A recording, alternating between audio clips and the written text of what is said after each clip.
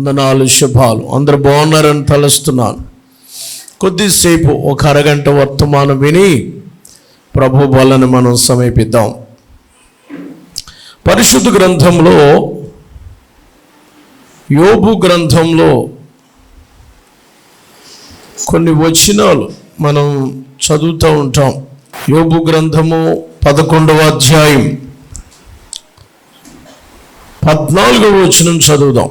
పాపము నీ చేతిలో ఉండుట చూచి నీవు దానిని విడిచిన ఎడలా, నీ గుడారములో నుండి దుర్మార్గతను కొట్టివేసిన ఎడలా నిత్యము నిర్దోషమై సంతోషిస్తావు, నిర్భయుడువై నువ్వు స్థిరపడి ఉందావు, నిత్యముగా నీ దుర్దశ నీవు మరిచెదవు. దేవునికి స్తోత్రం.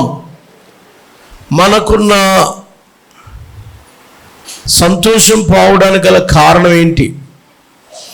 సంతోషించాలన్నా స్థిరపడాలి, దుర్దశను మరిచిపోవాలి. దేవుని యొక్క కృపను పొందుకోవాలంటే గుడారములో ఉన్నటువంటి దుర్మార్గతను తొలగించాలి. ఇదే మాట 22వ అధ్యాయం యోబు గ్రంథమే. ఇది ఎలీఫజ్ చెప్తున్నాడు. 22వ అధ్యాయం 23వ వచనం. సర్వశక్తుని వైపు నువ్వు తిరిగిన ఎడల నీ గుడారముల నుండి దుర్మార్గమును దూరముగా తొలగించిన ఎడల నీవు అభివృద్ధి పొందేదవు. అమ్మ, అభివృద్ధి పొందలేకపోవడం గల కారణం ఏంటండి? ఇక్కడ ఎంతమంది అభివృద్ధి చెందాలనుకుంటున్నారు? దేవునికి స్తోత్రం చెప్పండి. అయ్యా, మేము అభివృద్ధి అభివృద్ధి అవ్వాలి, మేము డెవలప్మెంట్ అంటారు కదా. జీవితంలో అభివృద్ధి అనేది మనం చూస్తాం. ఆత్మీయ అభివృద్ధి, శారీరకమైన అభివృద్ధి. ఏదన్నా ఒక పని తలపెట్టామంటే దాంట్లో అభివృద్ధి కనబడాలి. ఒక వ్యాపారం చేసామంటే దాంట్లో ఎంతో కొంత అభివృద్ధి రావాలి. చదువుకుంటున్నామంటే దానికి అభివృద్ధి ఉండాలి. పాస్ అవ్వడమో ఏదో కనిపించాలి కదా, కుర్రోడికి తెలివితేటలు రావటం. పనిలోకి వెళ్తున్నామంటే అభివృద్ధి ఉండాలి. ఉద్యోగం చేస్తున్నామంటే అభివృద్ధి ఉండాలి కదా. పొలం పనులు చేస్తుంటే డేకి అభివృద్ధి కనపడాలి కదా. అభివృద్ధి లేకపోతుంది. కారణం ఏంటి? అయ్యా, మీరు అభివృద్ధి చెందాలనుకుంటున్నారా నిజంగా అంటే? అవును, మనం అభివృద్ధి చెందాలంటే మన గుడారాల్లో ఏమున్నాయంటండి? దుర్మార్గమును దూరముగా తొలగించాలి. గుడారంలో దుర్మార్గం, ఇంట్లో ఉన్నది దుర్మార్గం. ఇంట్లో పెట్టుకుని గుడారంలో పాపం పెట్టుకుని, గుడారంలో పాపాన్ని దాచుకుని అభివృద్ధి కావాలి, ఆశీర్వాదం కావాలంటే ఎలా వస్తుంది? 11వ అధ్యాయంలో కూడా నీ గుడారంలో ఉన్న దుర్మార్గతను కొట్టివేసిన ఎడలా నిత్యముగా నీవు సంతోషిస్తావు, నిర్భయుడుగా ఉంటావు. అమ్మ, మీ గుడారాలు క్లీన్గా ఉన్నాయా? మీ ఇల్లులు శుభ్రంగా ఉన్నాయండి? మీ గుడారాలు పాపంతో నిండుకున్నాయా? పాపం లేని గుడారాలుగా ఉన్నాయా? గుడారం అంటే గృహాలు. గుడారం అంటే ఏంటి? పూర్వం టెంట్లు గుడారాలు వేసుకుని ఉండేవారు.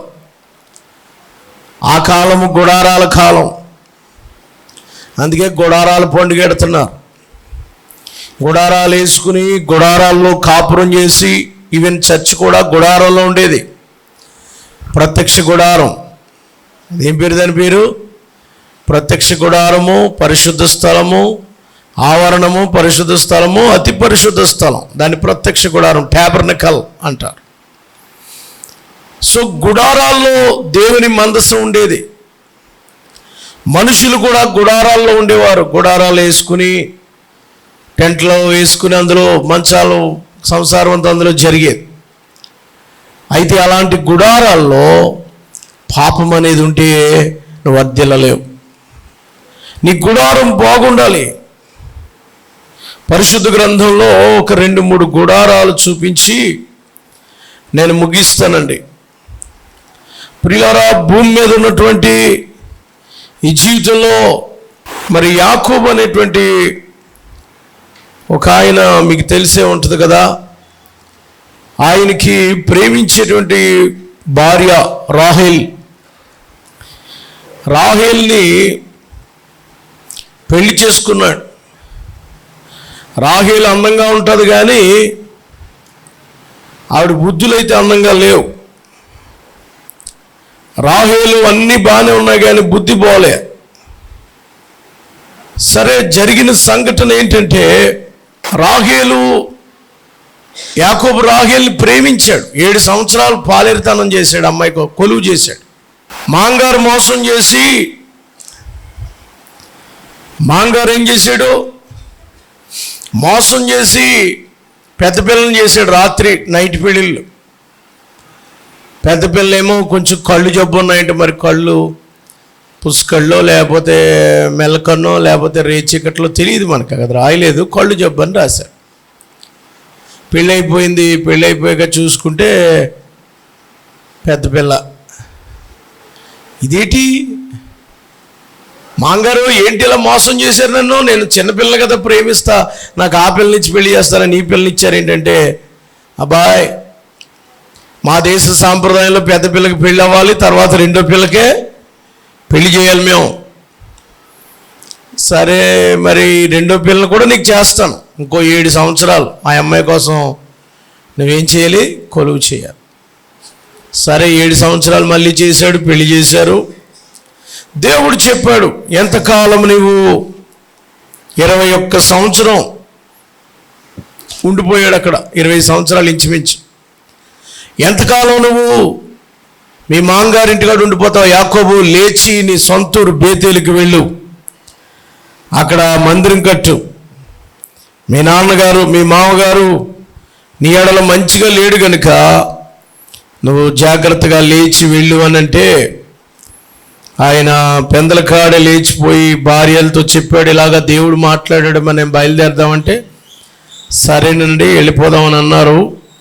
మొత్తం అందరూ పెట్టి బేడ సర్దుకుని, మా నాన్న కూడా మమ్మల్ని సరిగ్గా చూడట్లేదు, ఇదివరకు ఎంతో బాగా చూసేవాడు, సరిగ్గా ఇవ్వట్లేదు, మనం అభివృద్ధి అయిపోతున్నామని నాన్న అసూయపడుతున్నాడు కాబట్టి వెళ్ళిపోదామని పెట్టి బేడ సర్దుకుని బయలుదేరేశారు. 31వ అధ్యాయంలో, ఆదికాండం 31వ అధ్యాయంలో ఎప్పుడైతే బయలుదేరి వెళ్ళిపోయారో, ఈ వార్త చడి చెప్పు లేకుండా యాకోబు తన మాంగారైనటువంటి లాభానికి చెప్పకుండా వెళ్ళిపోయాడు. ఆయన నైట్ పెట్టి బేడ సర్దుకుని మెదలకుండా గొర్రెలు మేకలు 12 మంది పిల్లలు, ఒక అమ్మాయి దేన, 2 భార్యలు, దాసులు, ఈ మేకలన్నీ తోలుకుని వెళ్ళిపోయాడు. చారలు కలిగిన అన్నీ పట్టుకుని నైట్ వెళ్ళిపోయాడు. ఈ 18వ వచనంలో కానాను, 31వ అధ్యాయం 18వ వచనం, కానాను దేశంలో తన తండ్రిని ఇస్సాకునొద్దకు వెళ్ళుటకు తన పశువులన్నిటినీ సంపాదించుకుని సంపద యావత్తు పద్దనరాములు తను సంపాదించిన ఆస్తిని తీసుకుని పోయిన లాబాను తన గొర్రెబొచ్చులను కత్తిరించుటకు వెళ్ళిచుండగా రాహేలు తన ఇంటనున్న గృహదేవతలను దొంగిలను. యాకోబు తాను పారిపోయిచున్నాడని సిరియావాడిన లాబానుకు తెలియచేసినప్పుడు అతడు మోసపుచ్చిన వాడాయను. తెలియచేయబోటం వలన అతడు తనకు కలిగిందంతా తీసుకుని పారిపోయాను. ప్రియులారా, అల్లుడు పారిపోతున్నాడు, మాంగారు తరుముకు వెళ్తున్నాడు. 3 రోజులు తరిమాడు. ఆ 3వ దినాన్ని రాత్రి కలొచ్చింది. ఎవరికి? యాకోబు మాంగారికి. ఓయ్, ఎవరు అనుకుంటున్నాం? మీ అల్లుడు అనుకుంటున్నామో, అతను నా సేవకుడు, నా బిడ్డ, అతనికి నేను తోడై ఉన్నాను కనుక అతని విషయంలో నువ్వు ఏమాత్రం కూడా మంచి కానీ చెడ్డ కానీ. 24వ వచనం చూడండి. ఆ రాత్రి స్వప్నమందు దేవుడు సిరియావాడైన లాబాను వద్దకు వచ్చి యాకోబుతో మంచి కానీ చెడ్డ కానీ పలకొద్దు, జాగ్రత్తమా, చాలా జాగ్రత్తగా మాట్లాడాలి. నా సేవకుడు మీ అల్లుడు అనుకుంటున్నావేమో, అతనిని బట్టే నిన్ను దీవించాను. అతని విషయంలో అతను జోలికి వెళ్ళావా, అతను ముట్టుకున్నావా, అతనితో ఏమాత్రం గొడవ పడ్డావా, టాప్ లేచిపోద్ది అన్నాడు దేవుడు. వెంటనే కంగారు పడిపోయి ఉదయాన్నే వచ్చేసాడు. 25వ వచనం చూడండి. యాకోబు తన గుడారం ఆ కొండ మీద వేసుకుని ఉండెను. లాబాను తన బంధువులు గిలాదు కొండ మీద గుడారాలు వేసుకున్నారు. అప్పుడు లాబాను యాకోబుతో ఏం చేసి నన్ను మోసపుచ్చి కత్తితో చెరపట్టిన వాళ్ళ కుమార్తెను తీసుకెళ్ళిపోయి వేటయ్యా, నీవు నాకు చెప్పగా రహస్యంగా పారిపోయి నన్ను మోసపుచ్చితివి. సంభ్రమతో మద్దులతో సితారాలతో పాటలతో డ్యాన్సులతో నేను సాగరంపుతుంది కదా. అత్తోరింటికి నా కూతుర్ని పంపేటప్పుడు ఎంతలా పంపుతాను నేను? బ్యాండ్ మేళం పెట్టి, మద్దులు పెట్టి, వాయిద్యాలు పెట్టి, బ్యాండ్ ఎట్టి, సారెట్టి పంపిద్దును కదా అని అడుగుతుందే. ఆ రాత్రి దేవుడు చెప్పాడు కదా జాగ్రత్తగా మాట్లాడమని, మాట మార్చేసాడు.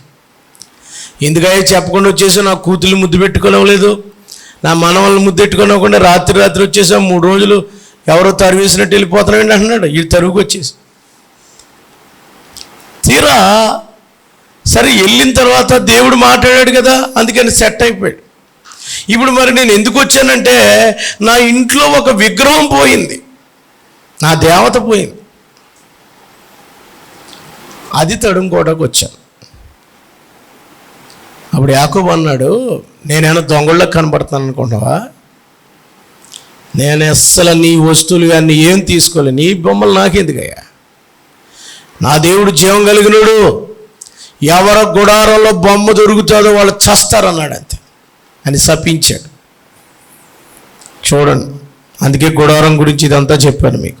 31వ వచనం, యాకోబును బలవంతంగా నా యొద్ద నుండి కుమార్తెను తీసుకుందేమని భయపడితేనే ఎవరి యొద్ద దేవతలు కనబడునో వారు బ్రతకూడదును, నా యొద్దనున్న వాటిని నా బంధువులు ఎదుట వెదికి నన్ను తీసుకునమని లాభంతో రాహేలు వాటిని దొంగిలించిననే సంగతి యాకోబుకి. లాబాను యాకోబు గుడారంలో లేయా గుడారంలోనికి ఇద్దరు దాసీల గుడారంలోకి వెళ్ళిన కానీ అతనికి ఏమీ దొరకలేదు. తర్వాత లేయా గుడారంలోకి బయలుదేరి రాహేలు గుడారంలోకి వెళ్ళి రాహేలు ఆ విగ్రహాల మీద తీసుకుని ఒంటి సామాగ్రిలు పెట్టి వాటి మీద కూర్చుండెను. కాగా లాబాను గుడారం అంతటిని తడివి చూసినప్పటికీ అది దొరకలేదు. ఆమె తల్లిదండ్రులు అంటుంది, నాన్నగారు నేను లేవనందుకు కోప్పడొద్దు, నేను కడగా ఉన్నాను. అతడు ఎంత వెతికినా ఆ విగ్రహాలు దొరకలేదు. ఎందుకంటే విగ్రహాల మీద ఎవరు కూర్చున్నారో, ఎవరింట్లో దొరికినాయి? గుడారంలో ఏముంది చెప్పండి ఇప్పుడు నాకు? ఎవరు గుడారంలో? అందరు చెప్పాలమ్మా, ఎవరు గుడారంలో? రాహేలు గుడారంలో ఏముండాలి? దేవుడు ఉండాలా. రాహేలు గుడారంలో ఎవరు ఉండాలి? పరిశుద్ధత ఉండాలా. గుడారంలో విగ్రహాలు ఉండడం ఏమిటి? ఏంటి మనం విగ్రహారాధన సంబంధమైన కార్యకలాపాలకు వెళ్ళటం ఏమిటి? జాగ్రత్త ప్రియులారా. రాహేలు గుడారంలో ఇప్పటి నుంచో వాళ్ళ నాన్న చేసుకున్న గుడారంలో బొమ్మట్టుకొచ్చి మూట కట్టేసి ఆ మూట పెట్టేసి మూటలో గుడారంలో టెంట్లు వేసేసుకుని కూర్చుని దాని మీద. నాన్నగారు వచ్చినప్పుడు లేవాలి, మర్యాద అది. నాన్నగారు ఏమనుకోద్దండి, లేవలేకపోతున్నాను, నీరసంగా ఉంది నాకు, నేను కడగా ఉన్నాను, మెన్సెస్లో ఉన్నాను, అంచేత నేను లేవలేను. ఏంటిది? విగ్రహాల మీద కూర్చుంటే ఇంకేం లెగుతుంది? ఎంత తడిమిలో ఇంకేం దొరుకుతుంది? దొంగ ఆవిడే కదా. అన్ని గుడారాలు తడిమిందా? లేయ గుడారం తడిగాడు, యాకోబు గుడారం తడిమాడు. ఏ గుడారంలో కూడా లేదు, రాహేలు గుడారంలో ఉంది. ప్రియులారా, నీ గుడారంలో విగ్రహం పెట్టుకుని, నీ గుడారంలో ప్రియులారా విగ్రహం పెట్టుకుని దేవుణ్ణి ఆరాధిస్తున్నావేమో. జాగ్రత్త. చాలామంది విగ్రహాలు బయట కనపడతాయి కానీ క్రైస్తవ విగ్రహాలు కనపడవంట, లోపల ఉంటాయంటాయి. అవి పట్టుకోవడం చాలా కష్టం. అసూయ అనే విగ్రహం, ఊరికనే అసూయ పడతాం. ఏంటంటే అవతలుడు బాగుపడుతుంటే నీకు అసూయ అంతే. ఇద్దరు గొడవలు ఏముండవు. ఎందుకయ్యా మీ ఇద్దరికి మాట్లాడుకోవట్లేదంటే ఆ డెవలప్ అయిపోతున్నాడు, వాడు ఏదోలా కిందకి లాగేయలేండి. అపవిత్రత అనే విగ్రహం, యూట్యూబ్లో అనే విగ్రహం. ఒక విషయం చెప్పనా, విగ్రహం అంటే ఏంటమ్మా? విగ్రహం అంటే దేన్ని ఎక్కువ ప్రేమిస్తున్నావో అదే విగ్రహం. గుడారం అంటే ఏంటో తెలుసా? కొరింథీయులకు రాసిన పత్రికలో గుడారం అంటే మీ గుడారం అంటే నీ గుడారంలో అంటే కొరింథీయులకు రాసిన పత్రిక 2 కొరింథీయులకు రాసిన పత్రిక 5వ అధ్యాయం మొదటి వచనం 161 పేజీ అండి. భూమి మీద మన గుడారమైన నివాసము శిథిలమైపోయినను చేతి పని కాక దేవుని చేత కట్టబడినది నిత్యమైన నివాసము పరలోకమందు మనకున్నదని. భూమి మీద ఈ గుడారం అంటే మన ఆత్మ ఉంది కదా, ఆత్మకి ఈ శరీరం అనేది ఒక గూడు. గుడారం అన్నా గూడన్నా ఒకటే. ఆత్మని కవర్ చేయడానికి ఈ గుడారం వేసాడు దేవుడు. ఈ గుడారం శిథిలం అయిపోద్ది.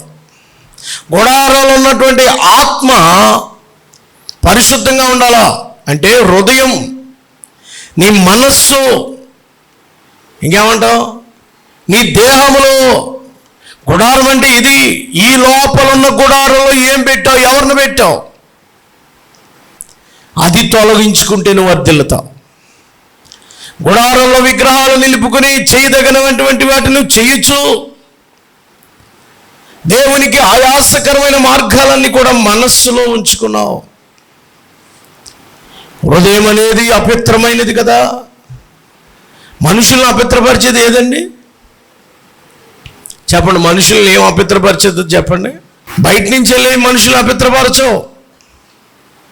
ఎంతో క్లీన్గా తింటాం మనం, అవి అపవిత్రపరచవు. ఒకవేళ ఏమన్నా అన్క్లీన్ తింటే 2-3 రోజులు మోషన్స్ పట్టుకుంటాయేమో, కానీ హృదయంలో నుంచి వచ్చేవి అపవిత్రపరుస్తాయి నిన్ను. పరిశుద్ధ గ్రంథంలో మార్కు సువార్త 7వ అధ్యాయము 21వ వచనంలో, మార్కు సువార్త 7వ అధ్యాయము 21వ వచనంలో ఏమి రాయబడి ఉందండి? లోపల నుండి అనగా మనుషుల హృదయంలో నుండి దురాలోచనలు వస్తున్నాయి. జారత్వాలు, దొంగతనాలు, నరహత్యలు, వ్యభిచారాలు, లోభాలు, చెడుతనాలు, కృత్రిమము, కామవికారము, మత్సరము, దేవదూషణ, అహంభావం, అవివేకములు, ఇవన్నీ హృదయం నుంచి వస్తాయి. హృదయము వ్యాధితో నిండిన కపట కేంద్రము, దానిని గ్రహించుట ఎవరి సాధ్యము. హృదయము వ్యాధితో నిండిన దానిని గ్రహించుట ఎవరి. అంతరంగమును పరిశీలించు యేసయ్యా, సాగనిమ్మయ్యా, నా మదిని కోవెలగా మలచుకోవయ్యా, నా మదిని కోవెలగా మలచుకోవయ్యా, నా రుదిని రారాజుగా. మనసున్న మంచిదేరా, నీ మనసును నాకిచ్చావా, మనసు మలినమైన నాకై మనిషిగా దిగి వచ్చావా. గుడారంలో ఏదేదో పెట్టుకుని కూర్చుంటున్నావు.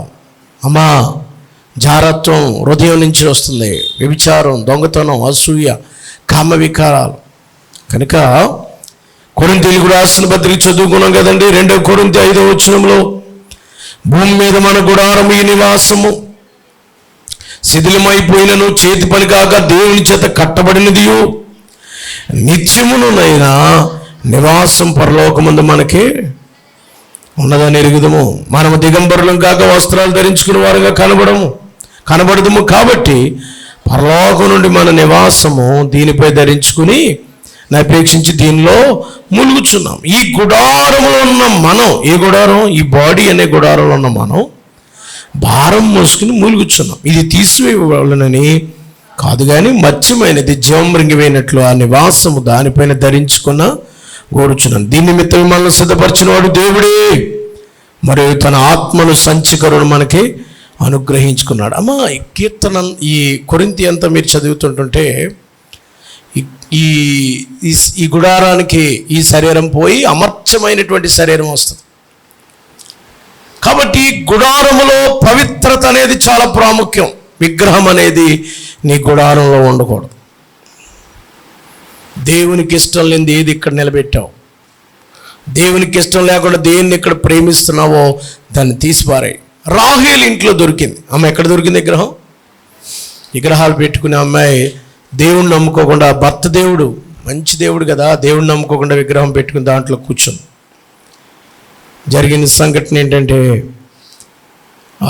ఏం తెలియకుండా అయిపోయింది. తన భర్త అన్నాడు, ఎవరింట్లో దొరికితే వాళ్ళు చచ్చిపోతారు అన్నాడు. 35వ అధ్యాయము, ఆదికాండం 35వ అధ్యాయము 16వ వచనం.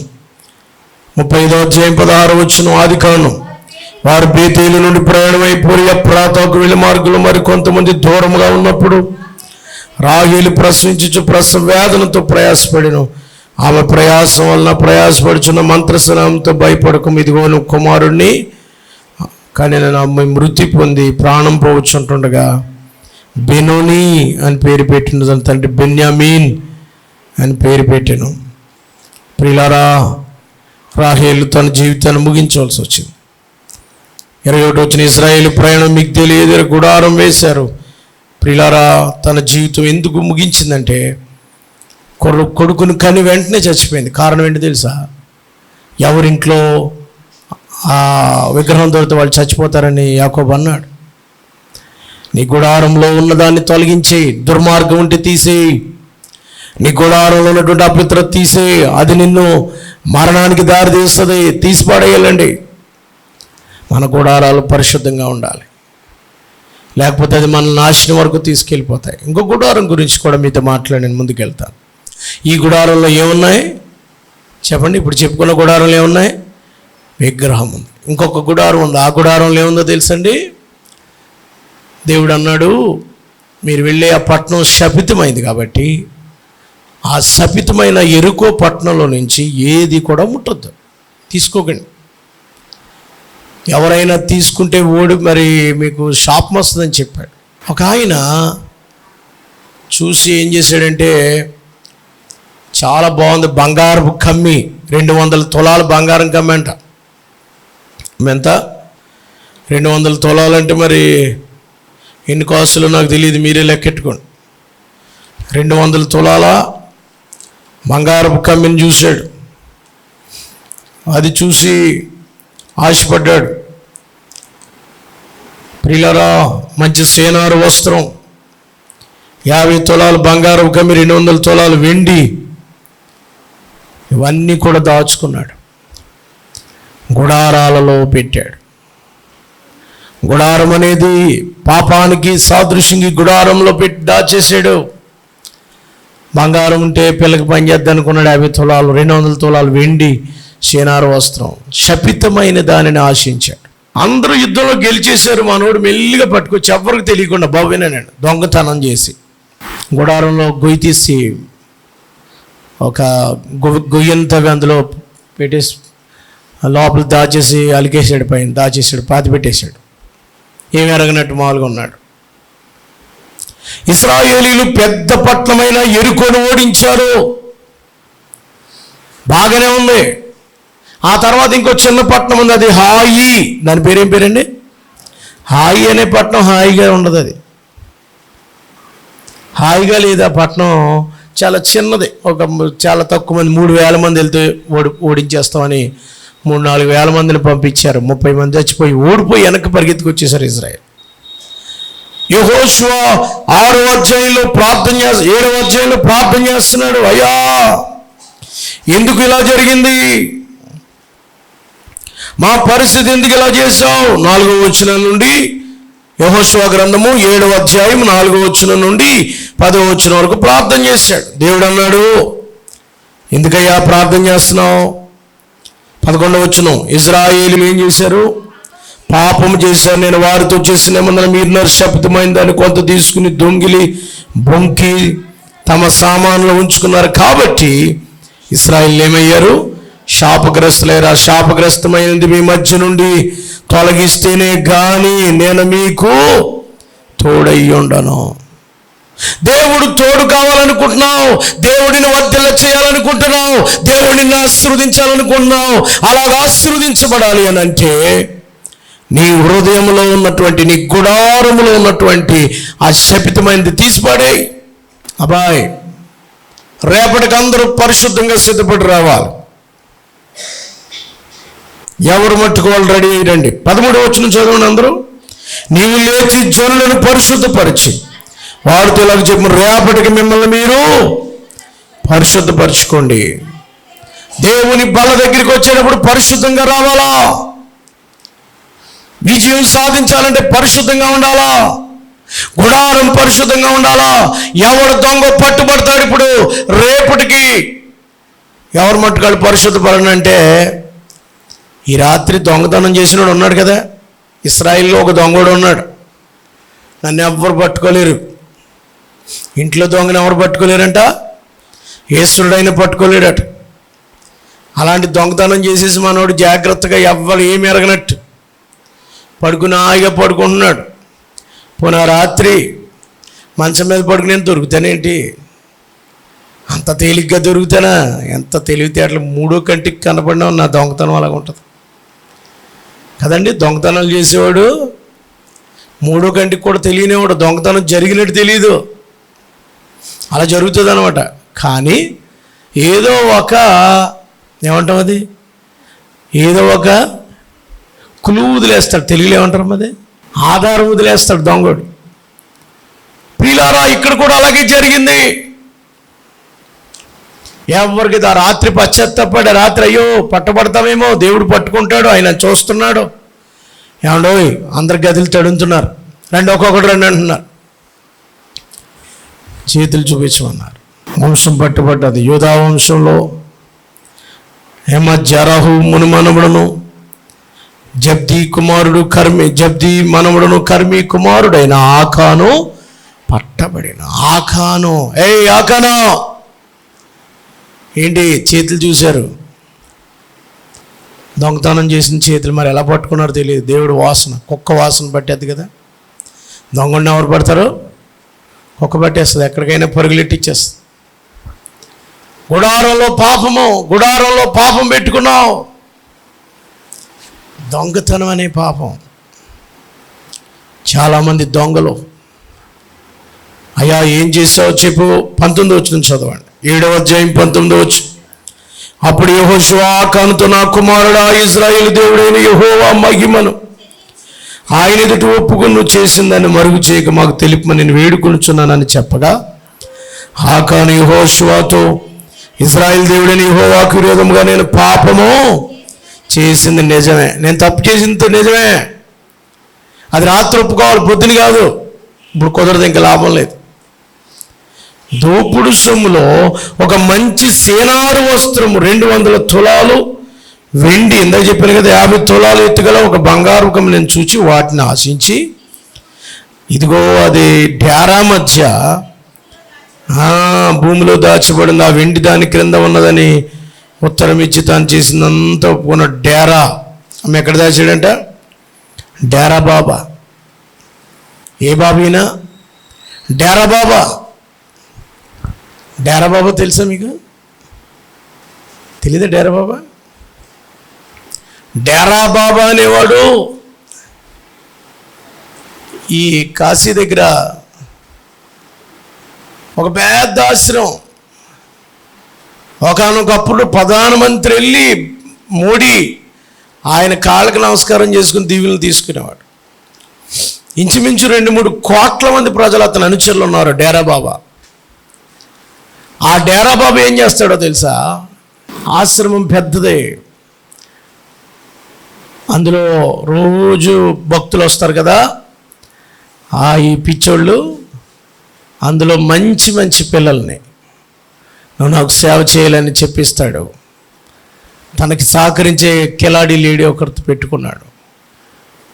ఈ వచ్చిన వాళ్ళని తీసుకువెళ్ళడానికి 3 కిలోమీటర్ల స్వరంగ దారి ఉందట. ఇంకా స్వరంగ దారి అతని బెడ్రూమ్కి డైరెక్ట్గా వెళ్ళిపోతుంది. ఎంతోమంది యవనస్తుల్ని పాడు చేశాడు, చెప్పిన మాట వినకపోతే చంపేశాడు. అతని ఆశ్రమం మొన్న గవర్నమెంట్ పట్టుకుని తవ్వితే ఇంచుమించు కొన్ని 100 అస్థిపంజరాలు దొరికాయట. ఎంతమంది చచ్చిపోయారు చూడండి. అందులో బయటికి చెప్పటలేదు. ఒక 2 అమ్మాయిలు యవనస్తులు బయటకు వచ్చి సుప్రీంకోర్టు వాళ్ళకి, విలేకరులకి ఉత్తరం రాశారు, ధైర్యం చేసి ఇలా జరుగుతున్నాయి కదా. అక్కడ మేము భక్తి ముసుగులో వెళుతుంటే అతను వాడు కూడా చేస్తున్నాడు. వాడు మంచి బాబా అంటే స్వామీజీలాగా ఉంటాడు. ఒక గంట అంతే, తర్వాత డ్రెస్ మార్చేసి పాటలో డ్యాన్స్లో ఒక లోకం. అది అక్కడ మీకు ఉత్తరాఖండ్లో జరిగింది. అది అతన్ని అరెస్ట్ చేశారు, కానీ బెయిల్ ఇచ్చేశారు, శిక్ష వేశారు, పెరోల్ మీద బయట ఉన్నాడంటే. ఇప్పుడు డబ్బులు కొన్ని కోట్లు, అంత దుర్మార్గుడికి ఏదోటి వేయాలి కదా, మన వాళ్ళు వేయరు. డేరాలో అతనికి, అందుకే అతను డేరా బాబు అని కొట్టని గూగుల్లో వస్తుంది అతని గురించి. భయంకరమైన అగత్యాలు. అతని గుడారంలో ఉన్న పాపం అతను పట్టుకుంది. అతని గుడారంలో చేసిన అతని తప్పులు అతను పట్టుకున్నాయి. హనీప్రీత్ ఆ అమ్మాయి పేరు జ్ఞాపకం వచ్చింది. హనీప్రీత్ అనేటువంటి ఆ అమ్మాయి లేడీస్ని, యవనస్తులైన అమ్మాయిల్ని పూజారి లేదా డేరా బాబు రమ్మన్నాడు అని చెప్పడం, పాడు చేయడం. బెంగళూరుని కుదిపేస్తుంది. బాలాజీ టెంపుల్ వెనకాల, ఎంతో భక్తితో ఉన్నటువంటి టెంపుల్ వెనకాల కొన్ని వేల అస్థిపంజరాలు ఉన్నాయంట. మిస్సింగ్ కేసులు విచ్చలవిడిగా అక్కడ పాపం జరుగుతుంది.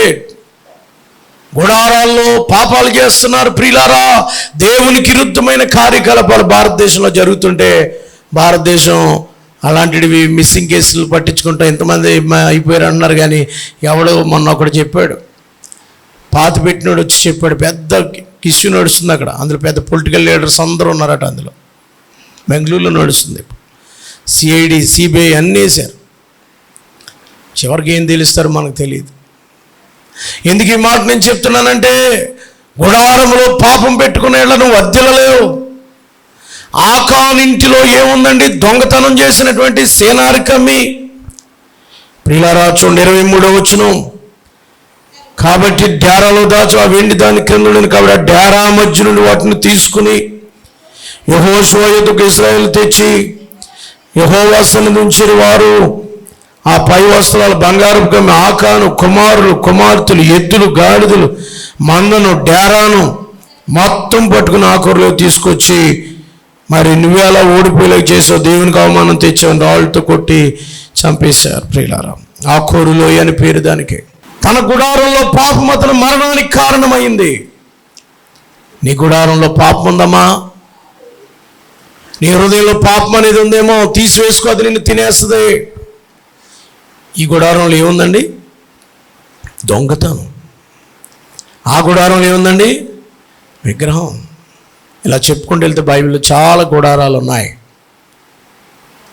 గుడారాల్లో ఆదికాండం 9వ అధ్యాయంలో ఆయన గుడారంలో చాలా భయంకరమైన స్థితిలో పడి ఉన్నాడట. ఆదికాండం 9వ అధ్యాయంలో అతని యొక్క గుడారంలో 21 వచనం, 9:21. పిమ్మట ద్రాక్షారసం త్రాగి మొత్తుడై తన గుడారంలో వస్త్రహీనుడిగా ఉండిన. జాగ్రత్త, కొంతమంది గుడారాల్లో త్రాగుడు ఉందండి. దానివల్ల కొడుకు శపించబడ్డాడు. దిశమల చూశాడు కాబట్టి హాముని శపించారు. ప్రియులారా, కానాను శపించబడిన తన సహోదరుడు దోషుడుగుననుంది. అక్కడ ఒక పాపం గుడారంలో త్రాగి బట్టలు లేకుండా గుడారంలో దొర్లుతున్నారు. కొంతమంది గుడారాల్లో త్రాగుడు ఉంది. కొంతమంది గుడారాల్లో ప్రియార విగ్రహాలు ఉంది. కొంతమంది గుడారాల్లో ఏముందండి? దొంగతనం ఉంది. కొంతమంది గుడారాల్లో వ్యభిచారం ఉంది. నీ గుడారంలో ఏముంది నాకు తెలియదు. నీ గుడారంలో ఏం దాచుకుని ఇక్కడ కూర్చున్నావు తెలియదు బాబు. దేవునికి ఇష్టం లేని ఏమున్నాయో. నీ గుడారం ఎలా ఉండాలని కోరుకుంటున్నాను తెలుసా? నేను పరిశుద్ధ గ్రంథంలో ఒక మాట చూడండి, 118వ కీర్తనలో మీ గుడారం ఎలా ఉండాలి? నీ గుడారంలో దుర్మార్గతను తొలగించుకుంటే నువ్వు వర్ధిల్లుతావు. కాబట్టి 118వ కీర్తనలో 15వ వచనం, నీతిమంతుల గుడారములలో రక్షణ గూర్చిన ఉత్సాహసునాదము నీతిమంతుల గుడారంగా మీ గుడారాలు మార్చబడును గాక. భూమి మీద నీ గుడారము నీతిమంతుల గుడారంగా ఉండాలా? నీతితో కూడిన గుడారము. నీ గుడారము నీతిమంతమైన గుడారంగా ఉన్నదా? ఆలోచించుకో. నీ కుటుంబం నీతితో కూడిన గుడారంగా ఉండాలి. నీతిమంతుల గుడారాలు వర్ధిల్లుతాయి, నీతిమంతుల గుడారాలు ఆశీర్వదించబడతాయి. ప్రభునందు ప్రియులారా, భూమి మీద మన గుడారాలు శిథిలమైపోయేటువంటి టైం రాబోకముందే నీ యొక్క గుడారాలను సరి చేసుకోవాలి. నీ గుడారం ఏ స్థితిలో ఉందో నువ్వు చూడాలా. ప్రియ దేవుని బిడ్డలారా, మన గుడారాలు ఎట్టి రీతిలో ఉన్నాయో ఒకసారి మనం పరిశీలన చేసుకుందాం. ఆకాలు చూపు శోకం బేగా అది నీకేలను సోదరా, చూపు శోకం బేగా అది సోదరా, పోకు పాప పుదన దోపునకై నీ ఇంటికి శాపంబును, పోకు పాప పుదన దోపునకై శాపంబును సిల్వది శీఘ్రమే చూడునిక బాల్యాయేని కొరకి చూడే ఆలోచింపక అటు ఇటు చూచి. హల్లెలూయా. నీ గుడారం ఎలా ఉండాలో ఒక 2 మాటలు చెప్పి ముగించేస్తానండి. పరిశుద్ధ గ్రంథంలో సామెతల గ్రంథము 14వ అధ్యాయం 11వ వచనం. సామెతల గ్రంథము 14వ అధ్యాయం 11వ వచనం. భక్తిహీనుల ఇల్లు నిర్మూలమగును, యథార్థవంతుల గుడారము. అమ్మ, ఎవరి గుడారం వర్ధిల్లుతుంది? నీతిమంతుల గుడారం, యథార్థవంతుల గుడారము.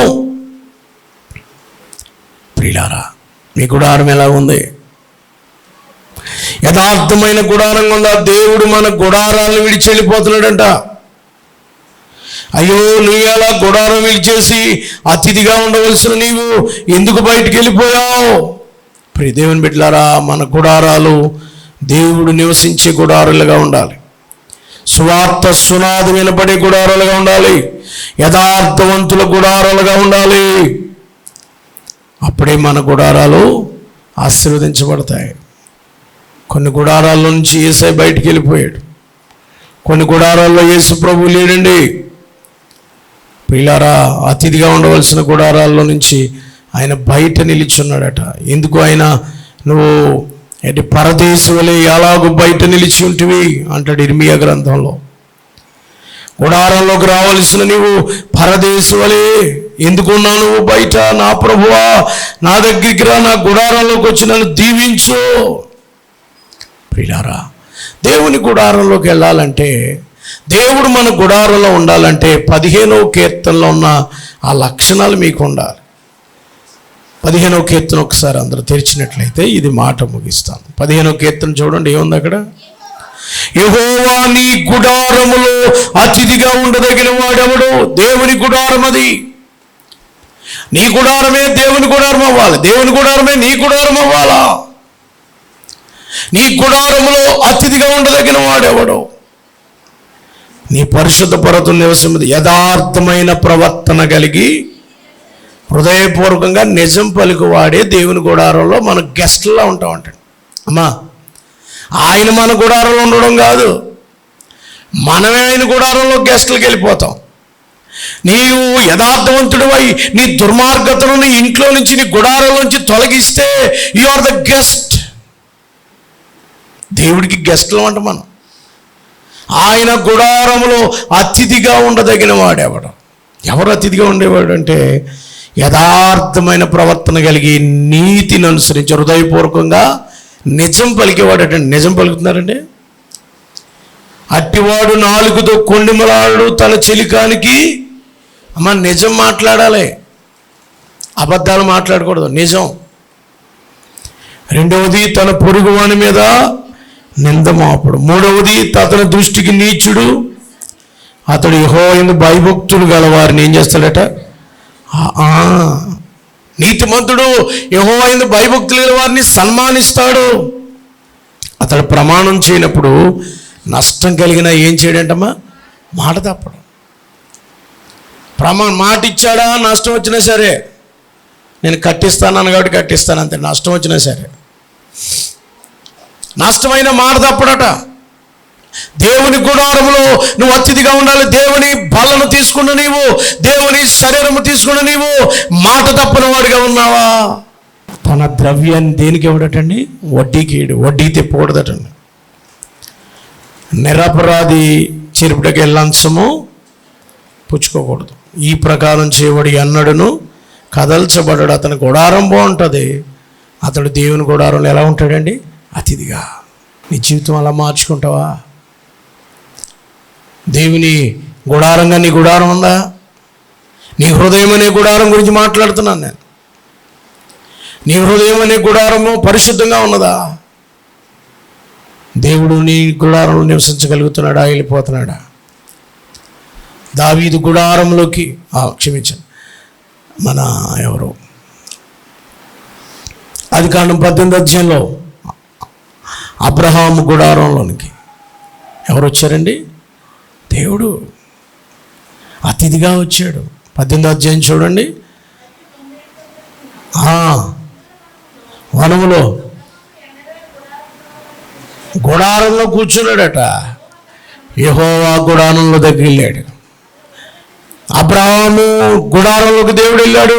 అబ్రహాము గుడారం దగ్గర భోజనం చేశాడు. అబ్రహాము గుడారంలో దేవుడు సంతోషించాడు. నీ గుడారంలోకి దేవుడు వస్తున్నాడా? చాలా పెద్ద స్టోరీ అది, చెప్పడానికి టైం సరిపోదు కనుక నేను చెప్పట్లేదు. అబ్రహాము దేవుని స్నేహితుడు కనుక అతని గుడారంలో భోంచేశాడు. ఇదిగో అమ్మా, అబ్రహాం అంటున్నాడు, అయ్యా నీ దాసుడిని నన్ను నీ కటాక్షం నా మీదకి వచ్చినాడు, నా గుడారమును ఏమో చదువుది ఏముంది? ప్రభువా నీ కటాక్షం నా మీద ఉన్నాడలా, ఇప్పుడు నీ దాసుని దాటిపోవద్దు. ఈ మధ్యాహ్నంలో కొంచెం కాళ్ళు కడుక్కొని కొద్దిగా భోంచేసేయండి. ఈ ఎండవేళ కాళ్ళు కడుక్కొని కొద్దిగా భోంచేసేయండి. ఎవరికి? దేవుడికి అన్నం పెట్టాడు ఆయన. అయ్యా మీ గుడారంలోకి దేవుడు వస్తానంటున్నాడు. ప్రకటన గ్రంథం 3వ అధ్యాయం 20వ వచనం. ఇదిగో నేను ద్వారమునద్ద నిలిచుండి తలుపు తట్టుచున్నాను. ఎవడైనా తలుపు తీసినట్లయితే నేను వారి గుడారంలోకి వచ్చి వారితో కలిసి భోజనం చేస్తాను. నీ గుడారం ఓపెన్ అయిందా? యేసయ్య ఉండే గుడారంగా ఉందండి ఇది. యేసయ్య నీ హృదయంలో ఉండగలడా? ఈ గుడారంలో ఏదైనా చెత్త ఉందా? ఈ గుడారంలో ఏదైనా దేవునికి ఇష్టం లేనిది ఉందా? Please check yourself. దేవుని గుడారంగా మన గుడారాలు మార్చబడును గాక. దేవుని గుడారాలుగా మన గుడారాలు అతిథిగా ఉండును గాక. అబ్రహామును దర్శించినట్లుగా దేవుడు నీ ఇంట్లో నీ హృదయంలో ఆయన నివసించాలి. నువ్వు వర్ధిల్లాలనుకుంటున్నావా? దేవునికి తోడై ఉండాలనుకుంటున్నావా? నీ గుడారంలో నుండి ఆ దుర్మార్గతను తొలగించి ఆ దుర్మార్గతను కొట్టివేయి. అప్పుడు నీ గుడారంలోకి యేసయ్య వస్తాడు, నువ్వు వర్ధిల్లుతావు. తలలో ఉంచండి, ప్రార్థన చేసుకుందాం. ప్రభువా అయ్యా నా గుడారంలోకి రండి దేవా. నా గుడారం పాడైపోయిందయ్యా, శిథిలమైపోయింది ప్రభువా. నా గుడారాల్లో దుర్మార్గం ఉందేమో తొలగించుకో బాబు. హృదయం నిండా అబద్ధాలు పెట్టుకున్నాం, హృదయం నిండా బూతులు, హృదయం నిండా రాహేలు వలె విగ్రహాలు తెచ్చుకున్నాం. ఆకాను వలె దొంగతనం ఉంది నీ జీవితంలో. ఇంకా ఏం చెప్పాలి? నీ గుడారంలో అవినీతి ఉంది. అయ్యా నా గుడారం భయంకరమైన గుడారముగా ఉందేమో నాయన, నన్ను క్షమించండి. ప్రార్థన చేసుకుందామండి, ప్రార్థన చేద్దాం. బల్ల దగ్గరికి వస్తున్నాం మనం ఇప్పుడు. నీ గుడారంలో యేసయ్య ఉన్నాడా? యేసు నీ గుడారంలో నివసించగలుగుతున్నాడా? ప్రార్థన చేద్దామండి, ప్రార్థన చేసుకుందాం. మహాపరిశుద్ధుడు అయిన మా తండ్రి, మితబడిన వాక్యం అందరి హృదయాల్లో కూడా భద్రపరచు. మా గుడారాలు శిథిలమైపోతున్నాయి, మా గుడారాలు దుర్మార్గంతో నిండుకొని ఉన్నాయి. మా గుడారాలను కడిగి మా గుడారాలను శుద్ధీకరించి మా గుడారాలు ప్రభువా మేము పరిశుద్ధపరచుకునే భాగ్యం దాయిచ్చేయమని మితబడిన వాక్యం ఫలింపచేయండి. దుర్మార్గతను తొలగించుకుంటే వర్ధిల్లుతారన్నావు తండ్రి. అయ్యా మా గుడారంలో ఉన్న దొంగతనాలు, మా గుడారంలో ఉన్న వ్యభిచారాలు, మా గుడారంలో ఉన్న విగ్రహములు తొలగించండి. నీకు ఇష్టమైనటువంటి బిడ్డలుగా మేము జీవించడానికి సహాయం చేయమని, విత్తబడిన వాక్యం ఫలింప చేయమని యేసు ప్రభువారి పేరట వేడుకొనుచున్నాము తండ్రి. ఆమేన్.